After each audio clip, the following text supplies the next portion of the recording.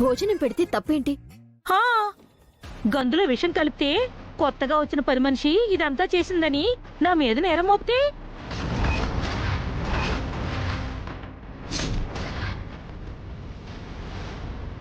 పిచ్చి పిచ్చిగా మాట్లాడకాదమ్మా. నాకు విషయం పెట్టాల్సిన అవసరం వాళ్ళకి లేదు. కొత్తగా వచ్చిన నువ్వే చేస్తే చేయాలి అలాంటి పని. పూజ, ఈయన బాగోగులు యాదమ్మ చూసుకుంటుందని చెప్పాను కదా, మళ్ళీ మీరెందుకు తయారయ్యారు? అంటే వంకాయ కూర ఆయనకి ఇష్టమని. ఏం అక్కర్లేదు, ఇంట్లో క్యాబేజీ టమాటా వండాం, అది తింటారు. క్యాబేజీ టొమాటో నాన్నకి ఇష్టం లేదు కదమ్మా. ఇష్టం లేకపోయినా తినాలిరా. ఇంట్లో వండిందే తినాలి, అడ్డమైన వాళ్ళు పెట్టింది కాదు. వెళ్ళండి.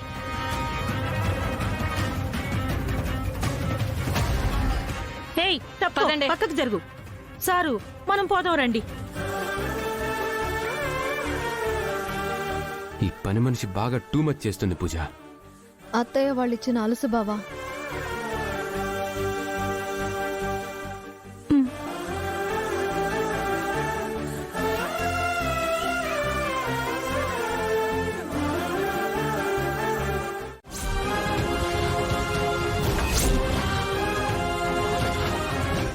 నేనేం చేయలే. నోటికాడన్ను నేలకేసి కొడితే గిట్లన్నా అంతే. క్షమించండి అమ్మా.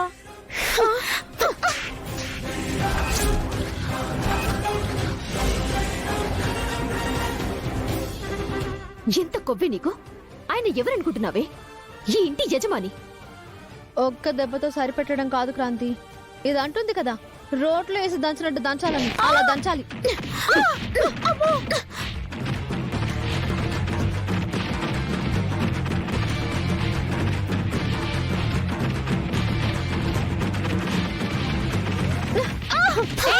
ఆగండి, చంపేస్తారా దాన్ని? చంపినా ఏం పాపం లేదు. తనేం కావాలని చేయలేదు, పొరపాటు జరిగిందని చెప్తుంది కదా. ఏంటి పిన్ని పొరపాటు? నాన్నకి దెబ్బ తగిలింది, ఆయన తలకి బొప్పి కడితే ఎలా ఉందని చూడ్డం మానేసి ఆవిడికి సపోర్ట్ చేస్తున్నారు మీరందరూ.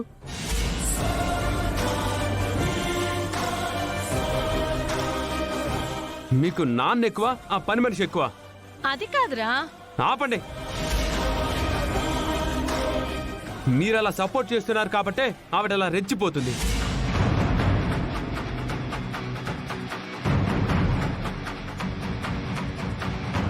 ఇంకొక క్షణం మా ఇంట్లో ఉన్నావంటే బాగోదు. పో బయటికి.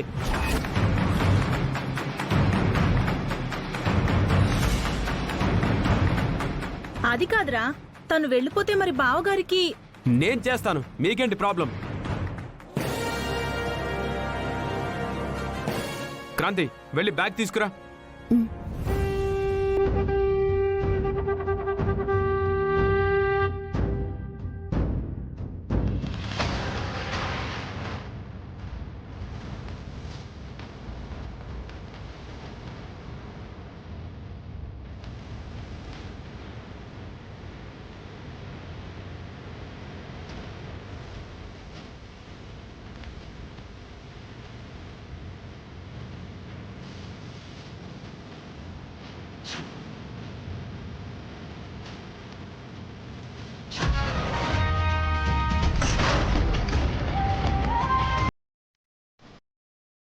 నీ సామాన్లు ఇవేనా, ఇంకేమైనా ఉన్నాయా? గివేనమ్మా. ఇంకోసారి ఈ చుట్టుపక్కల కనిపించావంటే నువ్వు వంటలు చేయటం కాదు, నీ దినానికి ఇంకో కళ్ళు వచ్చి వంట చేస్తారు. పైకి నుంచి.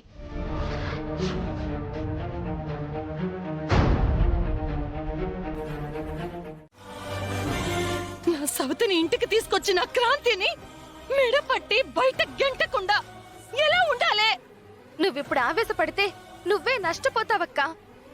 వాళ్ళ మధ్యనున్న రిలేషన్ ఏంటో మనకు తెలీదని వాళ్ళు అనుకుంటున్నారు.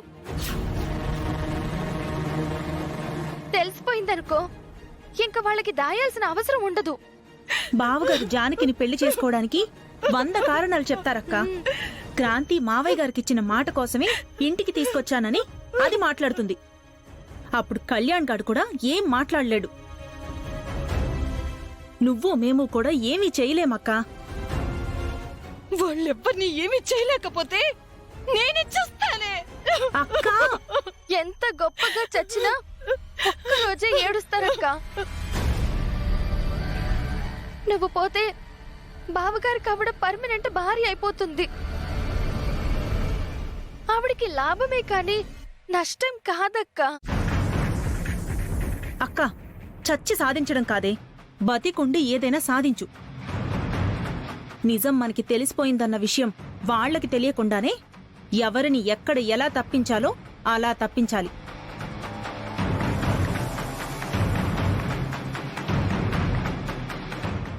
కరెక్టేనే. ఆ జానకిని తన కూతుర్ని ఇంట్లోంచి పంపించడం పెద్ద మ్యాటరింగ్ కాదు. కానీ కానీ నాకింత ద్రోహం చేసిన క్రాంతిని మాత్రం వదిలిపెట్టకూడదే. నా సవితిని తీసుకొచ్చి ఇంట్లో పెడతదా?